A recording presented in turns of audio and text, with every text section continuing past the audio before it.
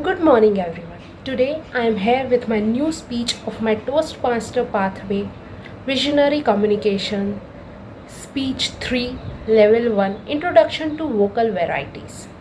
So let's begin. The title of my speech is Epochal Tale. So, have you ever been at crossroads, confused about which direction to choose? If you should quit or continue, leave or stay, do or not do, just wait or act, what to do, right?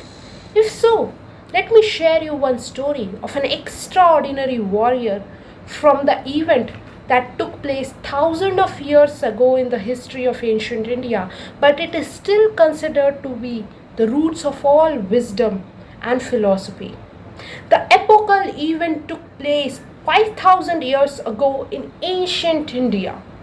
The royal lineage came into conflict that who should be ascended to the throne. There were two sets of cousins, each believed that they are the rightful heirs. On one side there were 5 brothers, Pandavas. They were noble brothers. On the other side there were 100 sons of a blind king, Dhritarashtra. Unable to agree through peaceful means, the families went to the war. At the battle of Kurukshetra, when the sound of conch shells were blowing in the sky, it marked the starting of the greatest battle that took place in the history of time, Dharma Yudh. It was a fearsome sight. But there, just about when the battle was about to begin, Arjuna, one of the Pandavas, said to his charioteer, Lord Krishna, "O Krishna, please draw my chariot towards the two armies. I want to estimate that how much strength we have to fight today." And then Lord Krishna took the chariot in the middle of both the armies. Arjuna was the successful warrior.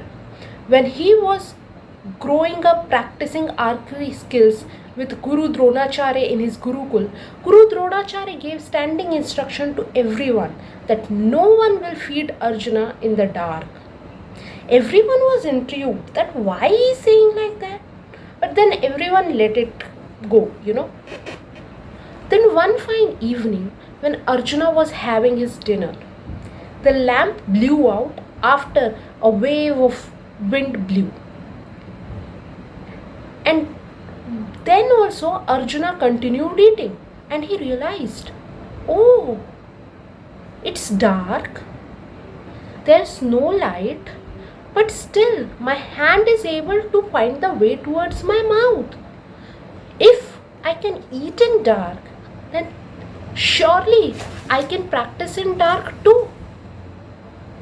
And from that day onwards, Arjuna never slept. He used to practice whole day, used to have dinner, and then he used to practice whole night. See the level of diligence of that warrior. Arjuna, who had the sterling record of 100% success in all the combats that he took when he was standing in the middle of both the armies at Kurukshetra.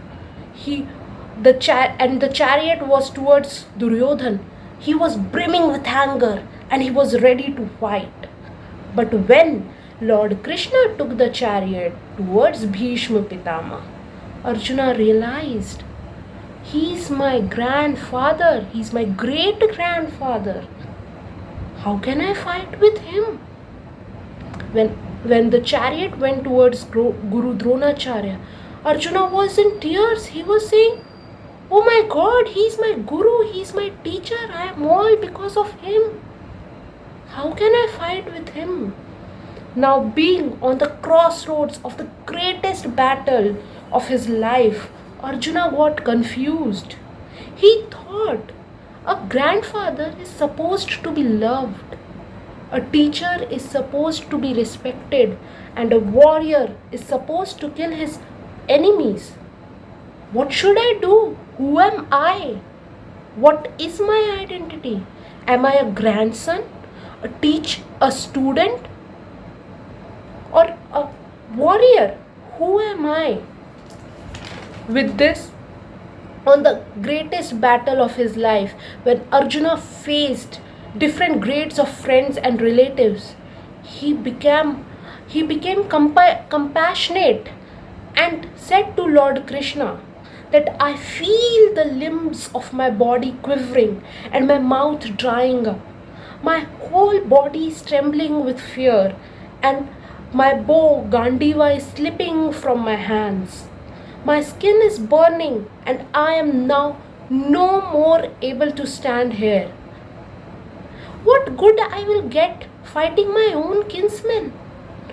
I want to practice non-violence, and thus I have no desire to fight. Having said that, Arjuna sat down on the chariot. He kept aside his bow and arrows, and he was overwhelmed with grief and dilemma that what is his identity? Who is he? What he is supposed to do? That conflict within paralyzed Arjuna in front of Krishna. And that's when Lord Krishna, his friend, his philosopher, intervened and thought that although Dronacharya has gave lots of weapons and technique to Arjuna for fighting the battle outside, but first he must learn to fight the battle inside. Because winning our own mind, our own emotions is first step towards winning any battle outside in real life. Krishna told Arjuna that you are saying, I will not fight, I will fight, they are my relatives, I can't practice violence. But first you have to fight with that I, because that I is the source of all the illusions. And that began the teachings of Lord Krishna on the battlefield.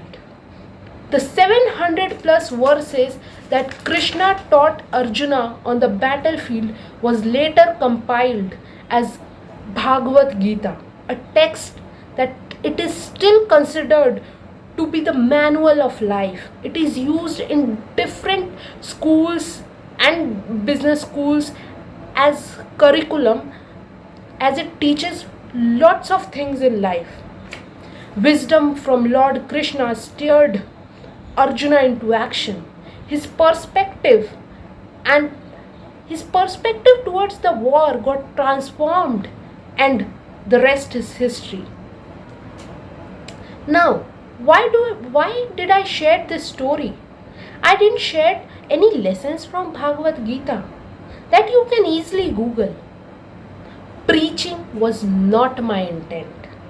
My intent was to bring your awareness towards the roots of all wisdom, Bhagavad Gita.